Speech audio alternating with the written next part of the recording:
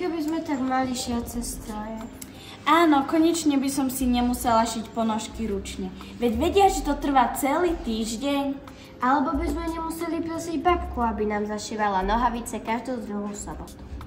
A ja by som si mohla ušiť vlastné módne výtvory. Vieš, ako by som bola štýlová?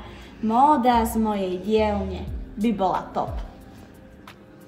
Ale teraz vážne, so šiacimi strojmi by sme sa mohli naučiť praktické zručnosti, ktoré využijeme aj v živote. Môžeme byť kreatívne, navrhovať vlastné oblečenie a dokonca aj pomáhať iným. Predstavte si, že by sme vyrábali veci aj pre charitu. Šili by sme tašky alebo oblečenie a darovali ich ľuďom, ktorí to potrebujú. Mohli by sme byť prínosom pre našu celú komunitu.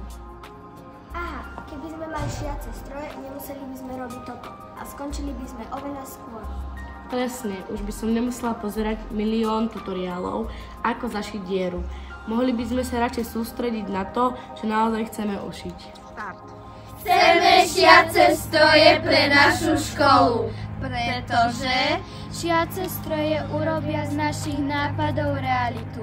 Áno, a aj babky si zaslúžia prestávku.